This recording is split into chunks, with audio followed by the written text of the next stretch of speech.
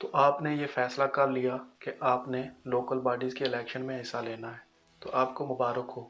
یہی وہ سال ہے جب آپ لوکل کونسلر بن سکتے ہیں۔ Supreme court of Azad Kashmir نے موجودہ حکومت پی ٹی آئی کی حکومت کو اپنے فیصلے میں لکھا ہے کہ اس سال 2022 میں بلدیاتی الیکشن ہو جانے چاہیے۔ موجودہ حکومت سپریم کورٹ کے فیصلے کی روشنی میں سنجیدہ اقدامات اٹھا رہی ہے اور بلدیاتی الیکشن کروانے کے لیے ضروری اقدامات بھی کیے جا رہے ہیں۔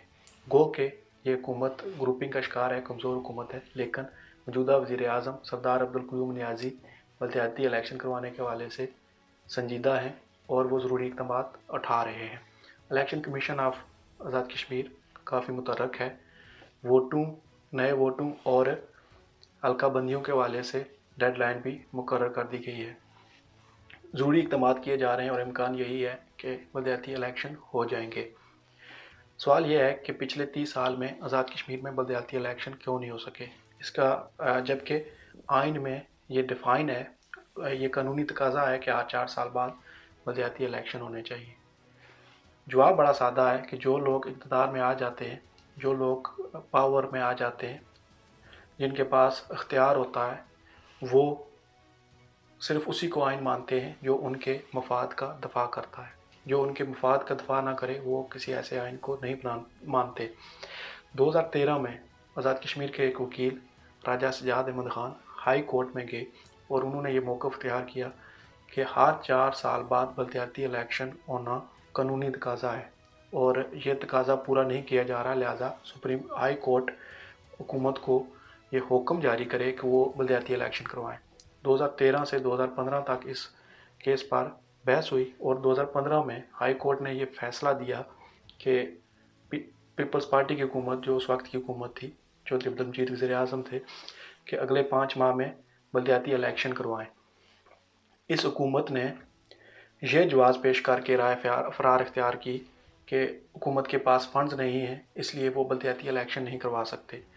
2016 میں مسلم لیگ نون کی حکومت آزاد کشمیر میں بنی تو پھر کچھ لوگ سپریم کورٹ میں چلے گئے اور انہوں نے یہ موقف اختیار کیا کہ بلدیاتی الیکشن نئی حلقہ بندیوں سے پہلے نہ کروائے جائیں، اور پھر راجہ فاروق حیدر صاحب کو سپریم کورٹ نے یہ جواز دے دیا کہ کیونکہ یہ فیصلہ ابھی نہیں ہوا اور کیس سپریم کورٹ میں ہے اور 5 سال مسلم لیگ نون کے بھی گزر گئے اور بلدیاتی الیکشن نہیں کروائے گئے، اب جب حکومت بن گئی ہے پی ٹی آئی کی تو سپریم کورٹ نے یہ فیصلہ دیا ہے اور بلدیاتی الیکشن کروانے کے لیے حکم جاری کر دیا ہے۔ اب بعض لوگ یہ کہہ رہے ہیں کہ چونکہ اسلام آباد میں پی ٹی آئی کی حکومت ہے اور پی ٹی آئی کی حکومت نے کے پی کے میں بلدیاتی الیکشن کروائے ہیں اور وہاں پر پی ٹی آئی کو شکست ہو گئی ہے، اور اب پی ٹی آئی کی حکومت یہ رسک نہیں لے گی یا نہیں لینا چاہیے کہ وہ آزاد کشمیر میں بھی الیکشن کروائے اور لوکل کونسل کے الیکشن ہار جائے۔ تو گزارش یہ ہے کہ جب کوئی چیز آئین میں ڈیفائن ہے تو اس پر عمل کرنا بہت ضروری ہے جب آپ ایک جمہوری نظام کے تحت حکومت چلا رہے ہیں۔ اور یہاں برطانیہ میں بھی سینٹر میں کنزرویٹو پارٹی، ٹوری پارٹی کی حکومت ہے، لیکن بہت ساری کونسلز میں جو اپوزیشن جماعتیں ہیں، لیبر پارٹی ہے اور لبرل ڈیموکریٹک پارٹی ہے، اس کی لوکل کونسلز میں زیادہ سیٹیں ہیں۔ اس کا یہ جواز بالکل بھی نہیں بنتا کہ چونکہ آپ الیکشن آ جائیں گے اس لیے آپ کو الیکشن ہی نہیں کروانے چاہیے۔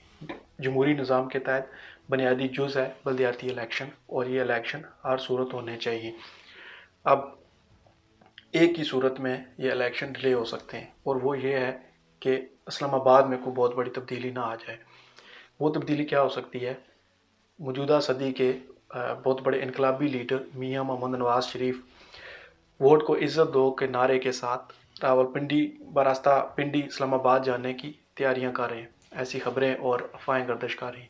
اگر اس طرح کی کوئی بڑی تبدیلی اسلام آباد میں آتی ہے تو ممکن ہے کہ آزاد کشمیر میں بلدیاتی الیکشن نہ ہوں۔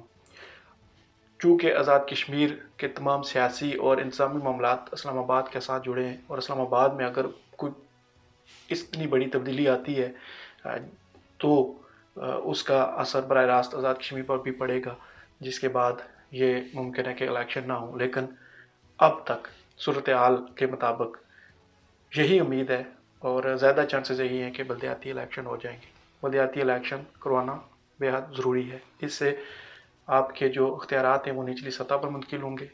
आपके जो लोकल बॉडी के फंड्स हैं वो नुमाइंदों के पास जाएंगे और नुमाइंदे अपने जो उनका क्राइटेरिया होगा, जो उनकी हल्का अहबाब होगा, वहाँ पर वो उन फंड्स को इस्तेमाल करके लोगों को सहूलियात फराहम कर सकेंगे।